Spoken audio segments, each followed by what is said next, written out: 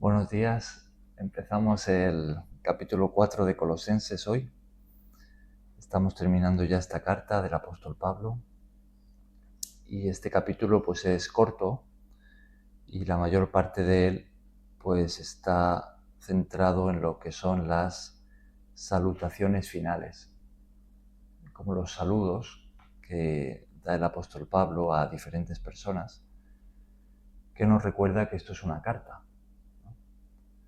Entonces pues el autor, el escritor, que es Pablo, pues él se despide, ¿no? Y manda saludos y solo tenemos a partir del versículo 7 hasta el final, ¿no? Pero bueno, vamos a ver qué podemos aprender de aquí, de este capítulo, que también tiene en realidad mucho para enseñarnos a nosotros y que podemos aplicar a nuestras vidas.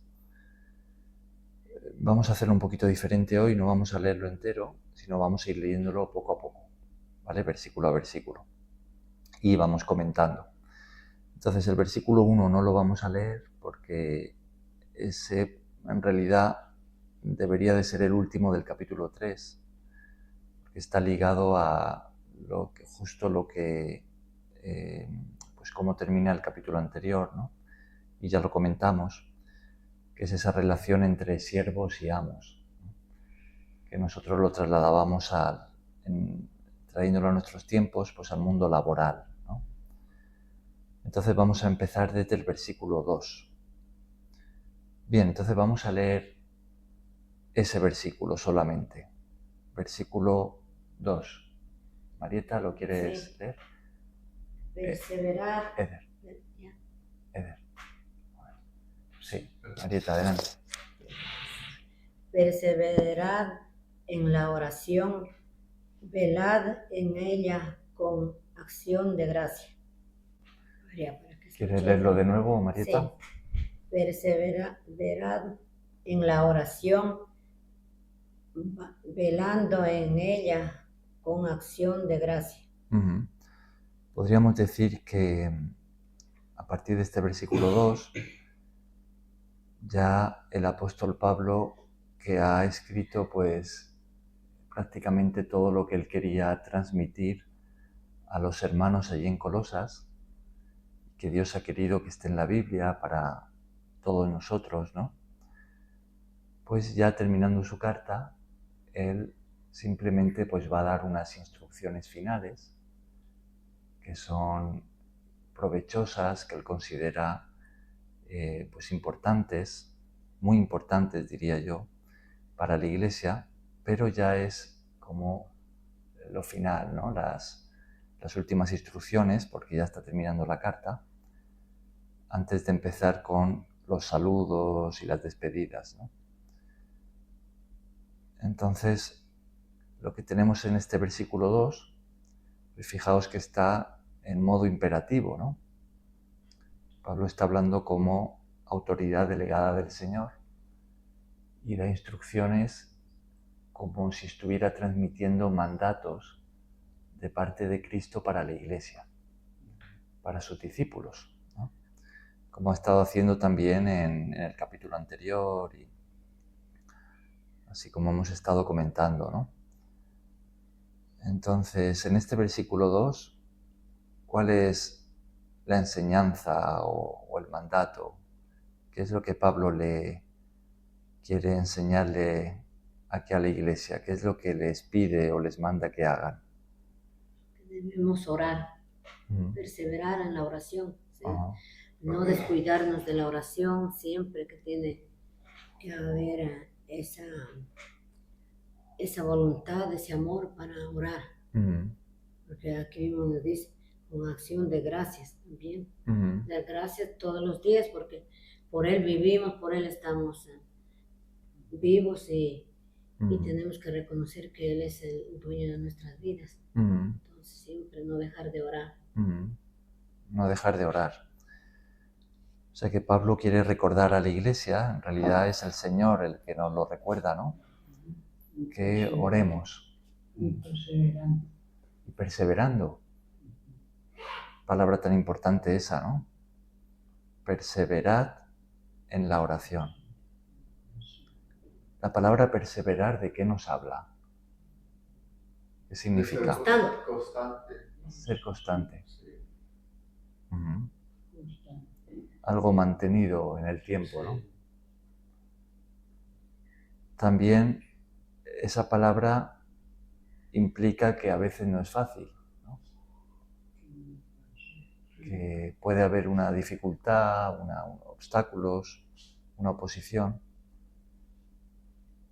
Y por eso hay que hacer como un esfuerzo, ¿no? Por mantenerse haciendo algo. A veces no es fácil mantener esa constancia en la oración, porque hay muchas distracciones, porque hay preocupaciones. Hoy en día vivimos en la época en la que no hay tiempo para nada. Y al mismo tiempo también es la época en la que más tiempo se invierte en el ocio, en la diversión, en el entretenimiento, ¿no? Entonces, ya de por sí ser constante es algo que cuesta, ¿no? Algo difícil. Esto se ve mucho en los estudios, ¿no? Cuando uno está estudiando, pues necesita mantenerse constante, ¿no? En el estudio precisamente, ¿no? Para poder aprobar los exámenes. Y siempre que uno emprende algo, emprende un proyecto, ¿no? Es fácil empezar con mucha fuerza, pero lo que cuesta es mantenerse en el tiempo, ¿no? Es esa constancia, ¿no? Es confiar, es Marieta. mantenerse siempre confiando en Dios. Mantenerse confiando en Sí, Dios. Dice, por ejemplo, bendito el hombre que confía en el Señor y pone su confianza en él. Jeremías. Es un versículo de Jeremías.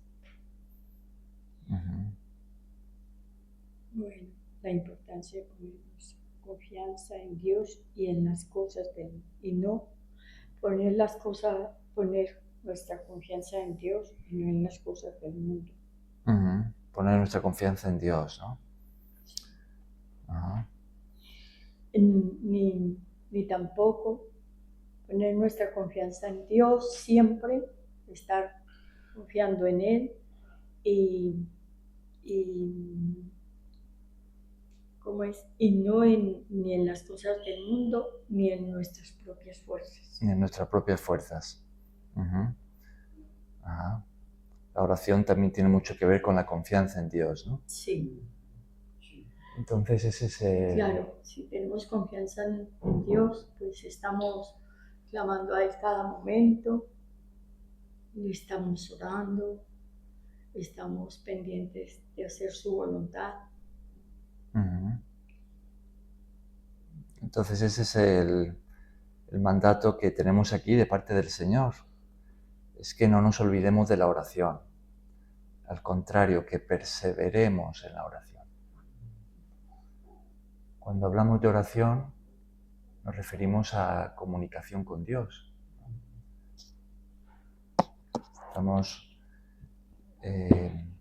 Estamos hablando precisamente de hablar, ¿no? De hablar y escuchar. Estamos hablando de relación con Dios, ¿no? Dice que tener fe en su carácter y en su amor, en su poder y en su poder, su carácter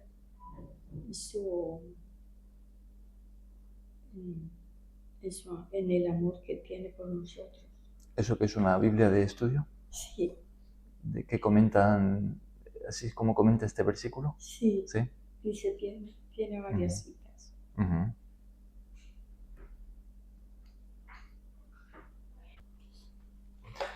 Entonces eso es lo que tenemos aquí. Perseverad en la oración, ¿no? Si lo pensamos, la oración es lo más básico de la nueva vida que tenemos en Cristo, ¿no? Es la comunicación con Dios. En el fondo es conocer a Dios, a quien llamamos Padre. Cuando Jesús enseñó a orar a sus discípulos, les dijo que se refirieran a Dios como Padre, porque Jesús, eso es precisamente lo que Él ha hecho. Al creer en Él, en su obra expiatoria en la cruz, Jesús nos ha reconciliado con Dios. También el apóstol Pablo escribía eso aquí en esta carta. Entonces, la oración debería de ser nuestra práctica más habitual, ¿no? Que es tomar tiempo para comunicarnos con nuestro Padre Celestial. Eso lo podemos hacer de forma, pues, a conciencia, ¿no? De tomar un tiempo diariamente, como Jesús dijo, donde nos metemos en la habitación, cerramos la puerta, apagamos el móvil, el ordenador, nos desconectamos del mundo para estar allí a solas con el Padre, ¿no? En oración, en la palabra. Pero también lo podemos hacer en cualquier momento, podemos dirigirnos a Él, ¿no? Entonces, es la práctica más básica de la vida cristiana.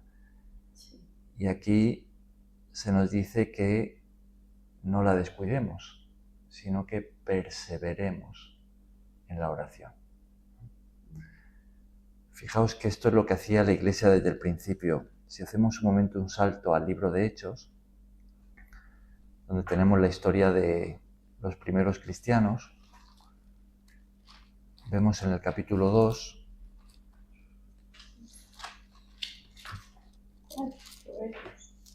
el libro de Hechos. Bueno, antes del capítulo 2, en el capítulo 1, Jesús ya ha resucitado y Él se marcha, ¿no? Y le dice a sus discípulos que esperen en Jerusalén a que el Padre les envíe al Espíritu Santo y que una vez que lo hayan recibido, pues que cumplan con la misión que Jesús les encomendaba, que era la de ir por todo el mundo para predicar el Evangelio y hacer más discípulos de Jesús, ¿no? Y esta misión pues ha continuado a lo largo de los siglos hasta llegar a nosotros, ¿no? Bien, pero fijaos que mientras ellos esperaban a que el Padre enviase la promesa, ¿no? Derramase el Espíritu Santo sobre ellos, fijaos qué es lo que hacían en el versículo 14 del capítulo 1. ¿Quieres tú y yo sí leerlo? Todos estos perseveraban unánimes en oración y ruego, con las mujeres y con María, la madre de Jesús, y con sus hermanos. Ajá. Dice todos estos, y se está refiriendo a los discípulos, ¿no? Todos estos, y fijaos, ahí tenemos la misma palabra, perseveraban. ¿Pero en qué perseveraban? En oración. Perseveraban, sí. Fijaos que es lo mismo, ¿no? que hemos leído en Colosenses. Todos estos perseveraban unánimes, lo cual nos habla de una gran unidad, ¿no? De estar de acuerdo en lo mismo, en el mismo propósito. Todos los discípulos estaban juntos, todos unidos en lo mismo. Sí, aquí dice Proverbios 3:56. Reconocer a Dios, reconocerlo, tenerlo presente en toda nuestra vida, en nuestro camino, y Él enderezará tus veredas. O sea que Él nos llevará, nos ayudará a hacer ahí más. Él nos guiará. Sí. Que le tengamos presente en todo tiempo. Sí, que siempre le tengamos presente en todo tiempo, y Él enderezará nuestras veredas. Dice Proverbios 3:56. Perseverar en la oración nos habla de eso, ¿no? De tener continuamente presente a Dios y acudir a Él, comunicarnos con Él. En toda situación, ¿no? Si tenemos un problema, pues acudir a Dios, ¿no? En confianza. Siempre confiando en Él. Si tenemos alguna pregunta, alguna duda, acudir a Él. Cuando recibimos una bendición, pues también comunicarnos con Él para darle gracias. En todo el tiempo, pues tener esa relación abierta con Él, ¿no? Fijaos que en el capítulo siguiente de Hechos, en el 2, que es cuando desciende el Espíritu Santo, entonces los apóstoles predican, liderados por Pedro, y una gran multitud se convierte al Señor, ¿no? Entonces los bautizan. Cuando ya han sido bautizados, se han convertido, pues a partir del versículo 41 en adelante, pues vemos cómo era la práctica de la iglesia primitiva, de todos estos que se habían convertido, qué estilo de vida llevaban, ¿no? Cómo funcionaba la iglesia desde el principio. Y fijaos, por ejemplo, en el versículo 42, que de nuevo tenemos la palabra perseverar, ¿no? ¿Y qué nos dice Marieta? ¿Lo quieres tú leer? Versículo 42 de Hechos 2. Bueno, perseveraban en la doctrina de los apóstoles, en la comunión unos con otros, en el partimiento del pan y en las oraciones. Uh-huh. De nuevo tenemos oración, ¿no? Perseveraban en las oraciones. Aquí dice, y perseveraban en la doctrina. ¿Qué es la doctrina? La doctrina es la enseñanza. Es la enseñanza.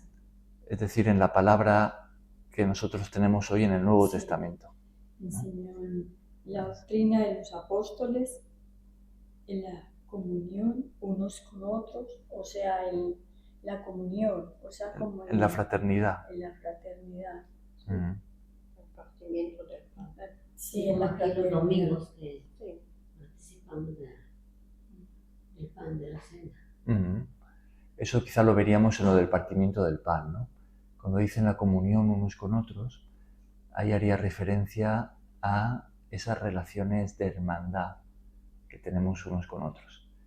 Es decir, lo que está diciendo es que funcionaban como una familia.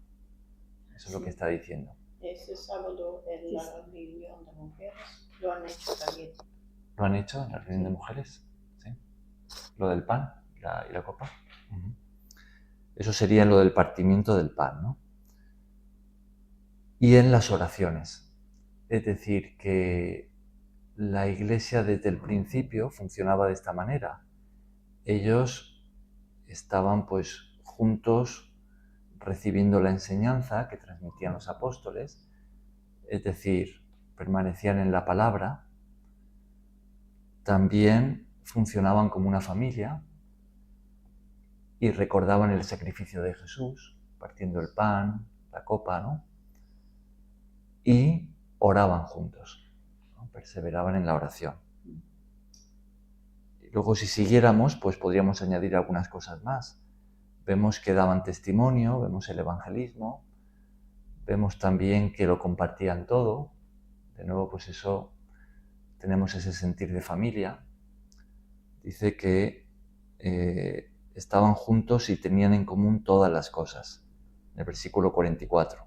Aquí dice, confiar en el Señor con todo nuestro corazón significa rendirle todas nuestras preocupaciones, miedos, planes, sabiendo que Él tiene control y que su voluntad es perfecta.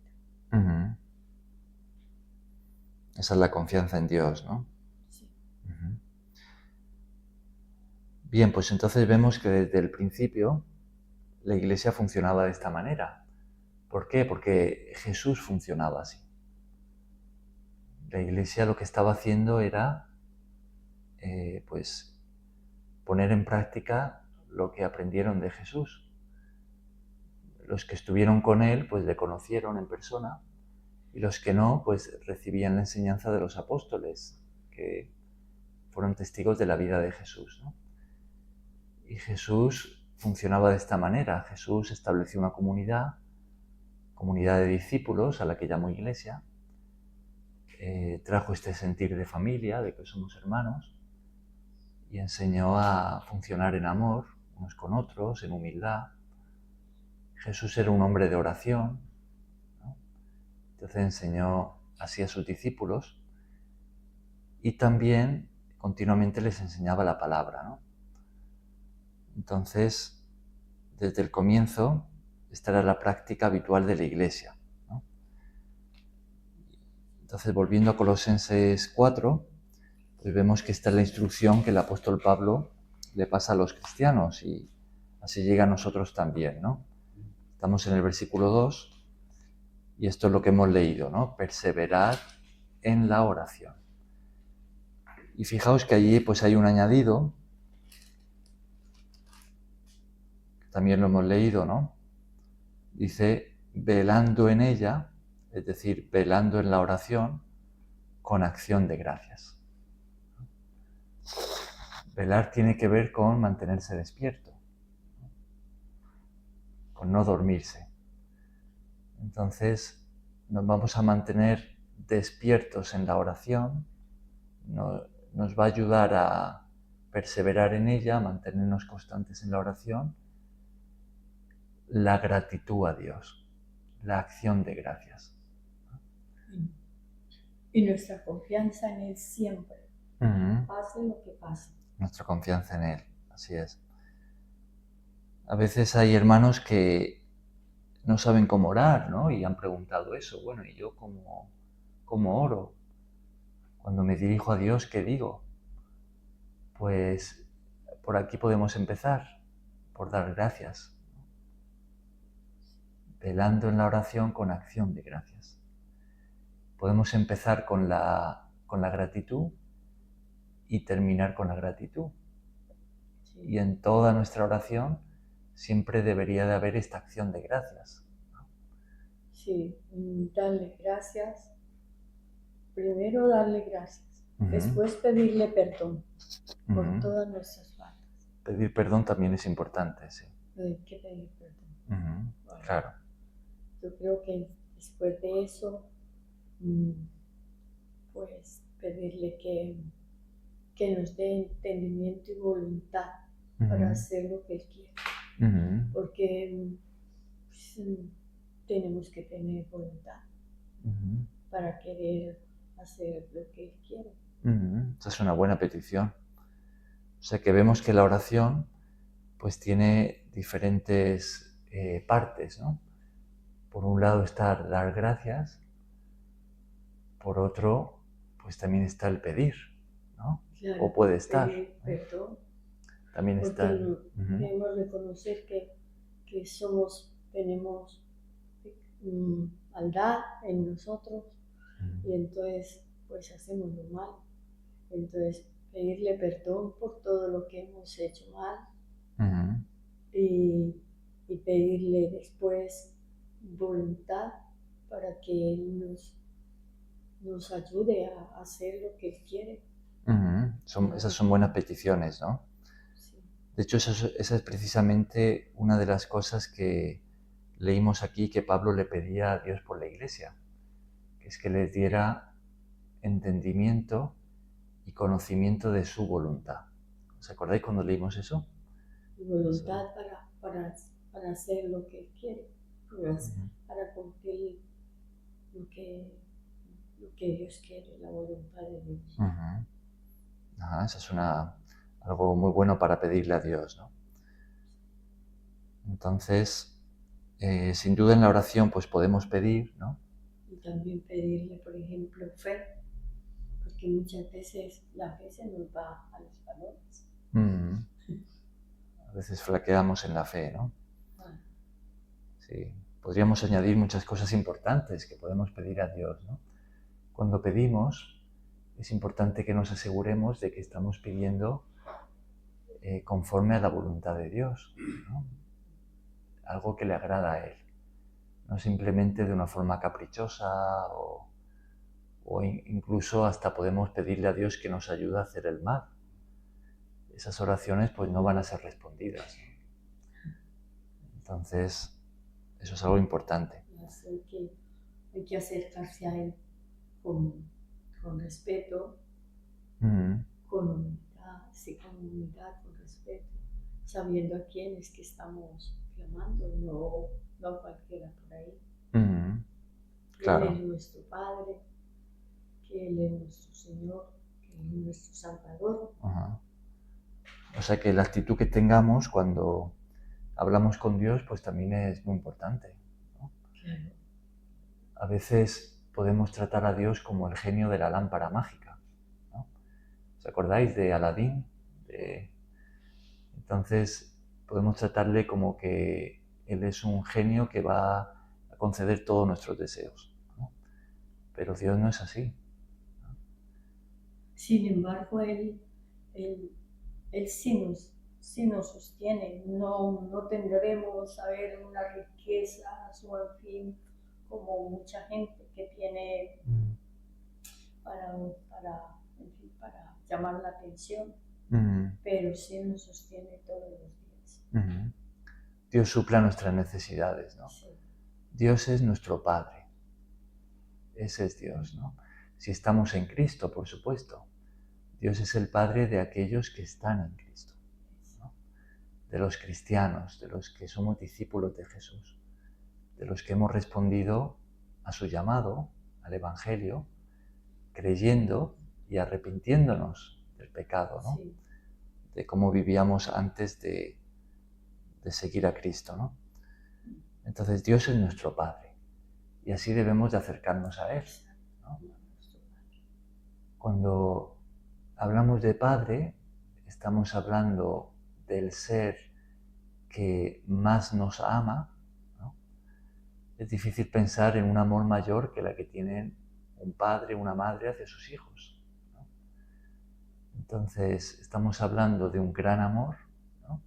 De alguien que nos ama más que ningún otro, pero también estamos hablando de nuestra autoridad, porque el Padre también es autoridad sobre sus hijos, ¿no? Entonces podemos acercarnos a Él con confianza, sabiendo que Él nos ama, que Él quiere suplir a nuestras necesidades, que Él nos quiere enseñar, nos quiere guiar, corregir, ¿no? Que Él quiere pasar ese tiempo con nosotros porque Él nos ama, pero también nos estamos acercando a nuestra autoridad. Entonces debemos de hacerlo con respeto y con disposición a obedecerle, ¿no? Eso es importante, ¿no? Entonces esa debería de ser nuestra actitud cuando oramos, ¿no? Y aquí nos recuerda que lo hagamos con acción de gracias. Es decir, que vengamos a Dios como hijos agradecidos, ¿no?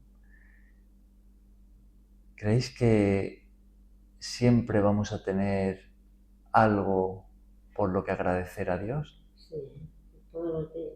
Todos los días. Sí, por la vida que nos da, un día más de vida. Empezando por eso mismo, empezando por la vida, ¿no? Claro, porque uno si no se tiene vida, y la salud también, que se tiene al menos, pues no se tenga todo completo, pero se puede caminar, se puede hacer cosas, y eso es todo, dar gracias a Dios. Claro. Y también sabiendo que sí, que Él es nuestro Padre y que un día Él dijo que tendremos, que no estaré, que el que está en Dios, aunque esté muerto, no está muerto. Jesús dijo que el que cree en Él, aunque muera, vivirá, ¿no? Jesús nos ha prometido vida eterna en Él, ¿no? A los que creemos en Él. Entonces, eso es algo por lo que dar gracias a Dios, ¿no? Y es la esperanza que siempre nos debe mover a confiar en Él, a pedirle a Él, a todos los días encomendarle nuestra vida y siempre estar insistiendo. Y si por algún motivo caemos, pues otra vez volvemos y nos levantamos. Pedimos que nos levante y nos levantamos. ¿Por qué más cosas podemos dar gracias a Dios? Por la comida. ¿Por la comida? también es algo importante. La comida. Por la provisión de cada día, ¿no? Sí. Ajá. Claro, Por nuestra... sí. Sí, a ver. Sí, o sea, principalmente por nuestra vida, ¿no? Y yo diría en segundo lugar por nuestra salud. Y también, o sea, por nuestra familia, muchas cosas que agradecer. Podemos dar gracias a Dios por las personas que nos aman, ¿no? Que están en nuestra vida. Qué triste sería la vida si estuviésemos solos, ¿no? Es interesante que parece que la mentalidad de la sociedad hoy en día en la que estamos pues es precisamente muy individualista, ¿no? Y tiende hacia eso. Es como si vendieran la idea de que cuanto más independiente sea uno, pues más feliz va a ser. Pero en realidad no es así, ¿no? En realidad es en la comunidad, es en las relaciones con personas que nos aman y a las que podemos amar, que vamos a encontrar mucha más felicidad que en el individualismo, ¿no? Precisamente Jesús hizo eso, fue formar una comunidad, ¿no? La comunidad de discípulos, a la que llamó iglesia. Entonces es algo por lo que podemos dar gracias a nuestro Padre Celestial, de que tenemos personas en nuestra vida que nos aman y a las que podemos amar, y que nos tenemos unos a otros, tenemos la iglesia, ¿no? Tenemos esta comunidad de la ONG, ¿no? Es algo por lo que dar gracias a Dios sin duda, ¿no? ¿Por qué más le podemos dar gracias? Dar gracias por lo que nos da. Por lo que nos da. Claro, por lo que nos da a veces trabajo, si tenemos, a veces nos da para poder sustituir todas las cosas que uno se necesita. Porque el trabajo también viene de Dios. El trabajo también viene de Dios. Ajá. O sea, podemos dar gracias por el trabajo, ¿no? Y por la provisión. Santiago escribió que todo lo bueno viene de Dios. Él escribió así: toda buena dádiva es algo que es dado, ¿no? Toda buena dádiva y todo don perfecto, don es un regalo, ¿no? Él dijo que proviene de Dios, ¿no? Él le llamó el Padre de las luces. Entonces, todo lo bueno que hay en nuestras vidas viene de Dios. Ya sea el trabajo, ya sea las fuerzas, ya sea que alguien nos dé algo, aunque viene de parte de esa persona, pero en el fondo podríamos decir que Dios es el que ha puesto ese deseo en esa persona para darnos eso. Entonces, todo lo bueno que tengamos o que seamos o que podamos hacer, a veces uno le dice a alguien, ¿no? Oye, qué persona tan amable eres, o qué persona tan paciente, o qué persona tan generosa, ¿no? Todo eso que de bueno que hay en nosotros también viene de Dios. Es la obra de Cristo en nosotros. Entonces, por todo lo bueno que tengamos, o que seamos, o incluso que podamos hacer, deberíamos de darle las gracias a Dios. Porque todo es gracias a Él, ¿no? Entonces, fijaos, siempre tenemos motivos para agradecer, ¿no? Y eso es algo muy importante, porque eso nos sitúa en la relación correcta con Él. Por eso dice aquí, escribe así de esta manera el apóstol Pablo, que perseveremos en la oración, velando en ella con acción de gracias, ¿no? O sea, que seamos hijos agradecidos, ¿no?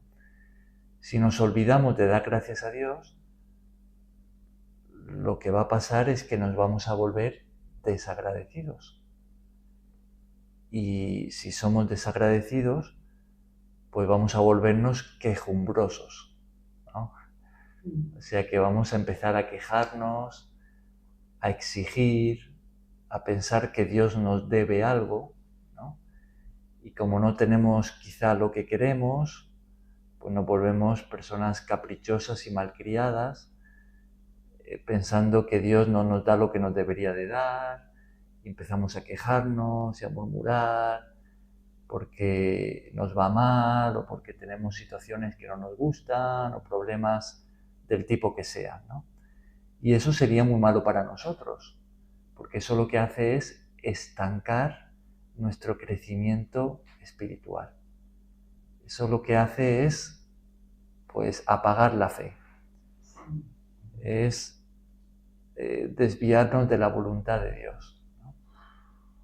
Entonces es muy importante que seamos agradecidos, que continuamente demos gracias a Dios, ¿no?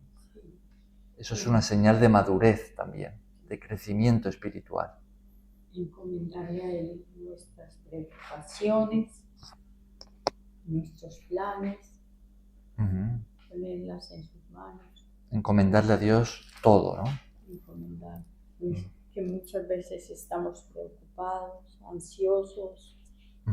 Todo esto ponerlo en manos del Señor. Poner nuestras preocupaciones en manos de Dios. Si vamos un poquito más atrás en esta carta de Colosenses, fijaos, esto también lo habíamos leído en el capítulo anterior, en el 3, ¿no? Fijaos, por ejemplo, en el versículo 15, cómo termina el versículo 15 del capítulo 3 de Colosenses. Sed agradecidos. Sed agradecidos, ¿no? Fijaos, ya es algo que Pablo escribió aquí, ¿no? Y sed agradecidos. ¿Y cómo termina el versículo 17 de ese mismo capítulo? Dando gracias a Dios Padre por medio de Él. Dando gracias a Dios Padre por medio de Jesucristo. Entonces, fijaos que es algo en lo que el apóstol Pablo insiste, ¿no? Si él insiste es porque es algo que considera importante. A nosotros nos puede parecer poca cosa esto de ser agradecido, de dar gracias, pero sin embargo, para Dios y para nuestro crecimiento espiritual es algo muy importante. Y por eso el apóstol insiste en esto, ¿no? Dice, y sed agradecidos. Y vuelve a decirlo, dando gracias a Dios Padre por medio de Él. Y vuelve a decirlo en este versículo 2 del capítulo 4, ¿no? Velando en la oración con acción de gracias, ¿no? Muy importante. Ahora, si seguimos, pasamos al versículo 3, pues vemos que el apóstol Pablo le da a la iglesia un motivo por el que orar, ¿no? ¿Qué es lo que leemos ahí? ¿Quieres tú, Eder, leerlo, el versículo 3? Colosenses 4, versículo 3. Orando también al mismo tiempo por nosotros, para que el Señor nos abra puertas para la palabra, al fin de dar a conocer el ministerio de Cristo, por el cual también estoy preso. ¿Y el 4? Para que lo que manifieste como debo hablar. Ajá. Entonces, ¿por qué le pide Pablo a los hermanos que oren? Para que el Señor nos abra puerta para la palabra. Ajá. A fin de dar a conocer el misterio de Cristo. Ajá. Recordamos que Pablo estaba en misión, en realidad cuando escribe esta carta estaba preso, ¿no? Él se había dedicado pues muchos años a la predicación del Evangelio y a realizar la obra misionera que él hizo, y ahora él escribe estando preso probablemente en Roma, esperando ser juzgado por el César. Pero estando allí preso, pues también tiene muchas oportunidades de predicar el Evangelio, que era un arresto domiciliario donde tenía cierta libertad, mucha gente venía a él. Y ahora Pablo lo que hace es pedirle a los hermanos que oren por él. Pero fijaos que no les pide que oren para que sea puesto en libertad o para que pues pueda recibir lo que necesite. Quizá pues necesitaba abrigo o dinero para comprar alimentos, o tampoco le pide ningún capricho. Lo que le pide a los hermanos es que oren para que pueda cumplir con la misión, para que pueda predicar el Evangelio y hacerlo de una forma efectiva, para que el Señor les dé una oportunidad, por eso dice, les abra puerta, ¿no?, para la predicación de la palabra. Entonces, fijaos que aquí aprendemos que es importante orar unos por otros, ¿no? Pablo, a pesar de ser el gran apóstol, él no se corta en pedirle a los hermanos que oren por él. Él reconoce su necesidad de que otros oren por él. De la misma manera que leímos también al principio de esta carta, que él oraba por los hermanos, él oraba por la iglesia. Entonces esto nos recuerda que es muy importante que oremos unos por otros, ¿no?, que le pidamos a Dios por nuestros hermanos y también que pidamos a nuestros hermanos que oren por nosotros. Pero al mismo tiempo nos da el enfoque más importante, que es que oremos por nuestros hermanos, pero que oremos por las cosas que verdaderamente son importantes, como por ejemplo que nuestros hermanos puedan cumplir con el servicio que Dios les ha encomendado, ¿no? En otra parte, Pablo decía aquí en Colosenses que él oraba para que tuviesen conocimiento de la voluntad de Dios y así puedan vivir una vida que agrade a Dios, ¿no? También vemos aquí que, lo vamos a ver un poquito más adelante, que él dice que aquí el hermano, si no recuerdo mal, el hermano Epafras, oraba pidiendo que el Señor mantenga firmes a los hermanos, ¿no?, firmes en la fe. Entonces, es importante que oremos unos por otros, pero oremos por aquellas cosas que son valiosas a los ojos de Dios, ¿no?, aquello que realmente va a ser provechoso en nuestra vida en Cristo, ¿no?, y para cumplir con la misión.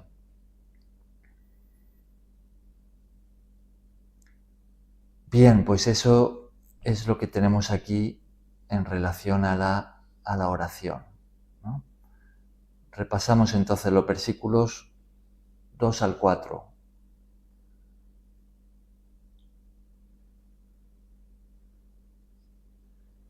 Marieta, ¿los quieres leer? 2 al 4. Vale. Perseverad en la oración, velad en ella, con acción de gracia. Orad también al mismo tiempo por vosotros, para que Por el nosotros. Señor, Ajá. para que el Señor nos abra puertas para la palabra, a fin de dar a conocer el misterio de Cristo, por el cual también estoy preso, para que lo manifieste cómo debo hablar. Hasta ahí. Ajá. Muy bien, pues leemos también los versículos 5 y 6 y terminamos con esto. Estos serían, recordamos que Pablo está escribiendo las instrucciones finales, ¿no? Ya está terminando su carta, y para terminar, pues él está hablando a los hermanos sobre la oración, ¿no?, y recordándoles la importancia de mantenerse orando y hacerlo con gratitud. Y añade un par de puntos más que en realidad van en relación con esto de la palabra, ¿no? Pablo dice que oren por ellos para que puedan predicar efectivamente la palabra, el Evangelio, ¿no? Ahora, ¿qué leemos en los versículos 5 y 6? Y con esto terminamos. Andad sabiamente para con los de afuera, redimiendo el tiempo. Sea vuestra palabra siempre con gracia, gozo, con sal. No, sazonada con sal. Sazonada con sal, para que sepáis cómo debéis responder a cada uno. Ajá.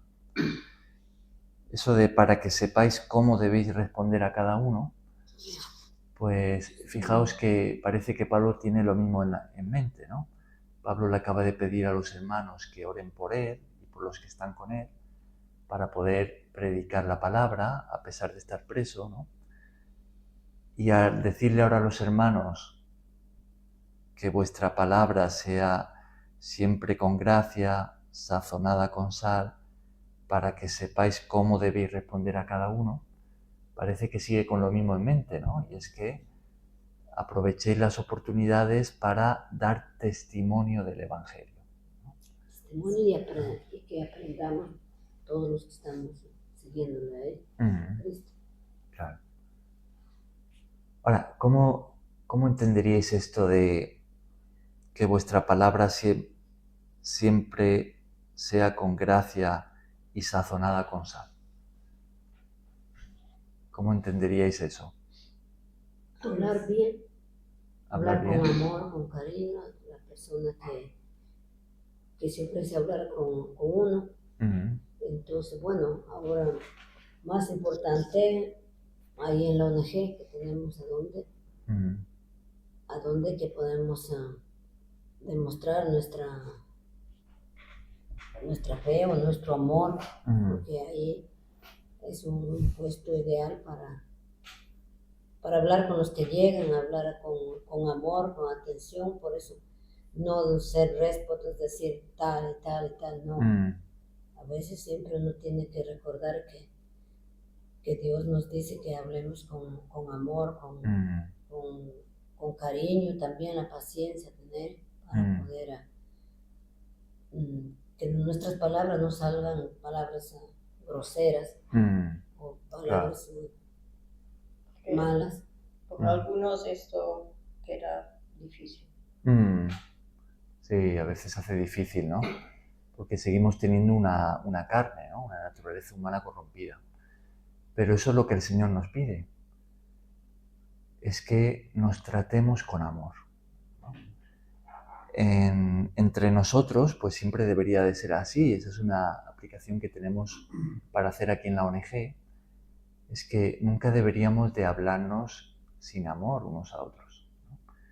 A veces es fácil de sentirse mal, de ofenderse, a veces es por temor, porque estamos preocupados de que entonces me va a faltar algo o no voy a tener lo que necesito, y es fácil entonces responder en la carne y hablar desde el enfado. O a veces simplemente es pues con palabras sarcásticas o como cortantes, ¿no? Como cortando al otro, ¿no? Como, bueno, ¿y tú qué tal? Y no sé qué, no sé cuántos, ¿no? Eso pasa a veces en la convivencia, ¿no? Claro. Pero todas esas asperezas el Señor quiere limarlas, porque Él nos pide y nos manda, en realidad, que nos hablemos con amor, ¿no? En el capítulo anterior, Pablo escribió que nos soportemos unos a otros, con paciencia, ¿no? Entonces, eso lo podemos ver aquí en lo de sea vuestra palabra siempre con gracia, ¿no? Eso nos está hablando de palabras en amor, ¿no?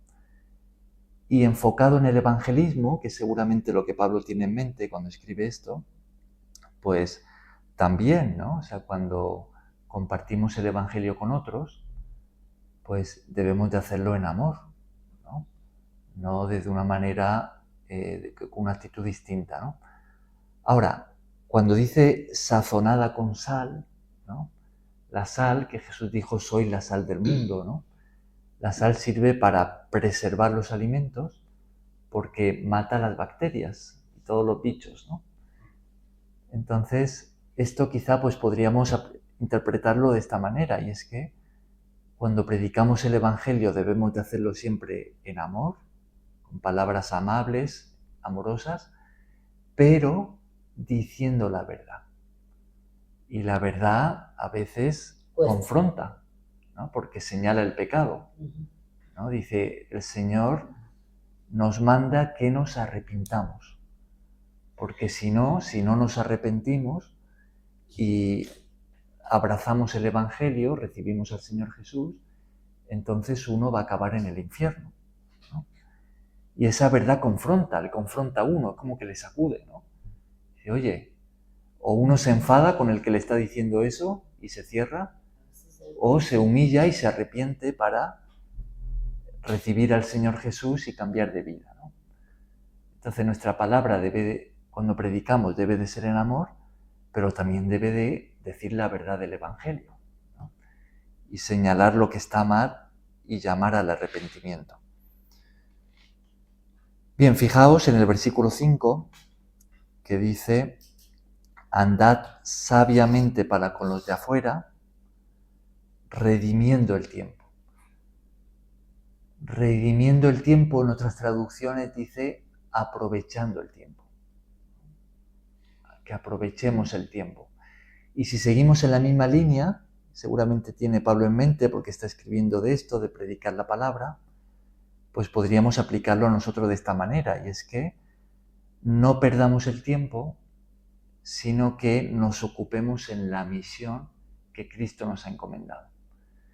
Decíamos también en el día de hoy que vivimos en la era del ocio, ¿no?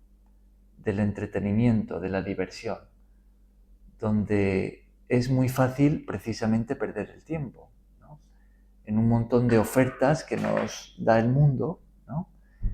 Y pues uno a veces dedica sus horas a ver vídeos de YouTube, a ver la tele, a las redes sociales, a la diversión, y así puede matar sus horas, ¿no? Y pasar el tiempo. Y no es que sea necesario a veces relajarse, que sí que lo es, ¿no? A veces pues uno necesita desconectar, ¿no?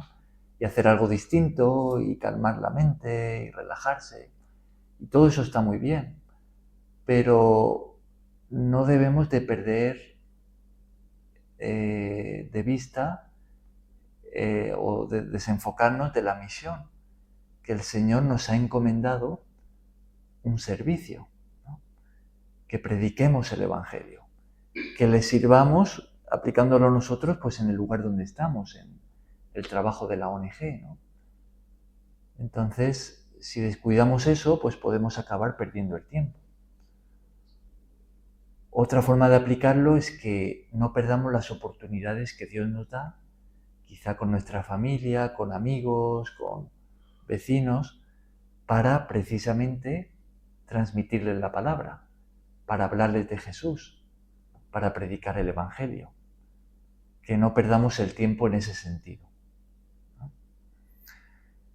Bien, pues estas son las instrucciones finales, así es como termina el apóstol Pablo esta carta. Y vemos qué importante es esto para nosotros también hoy, ¿no?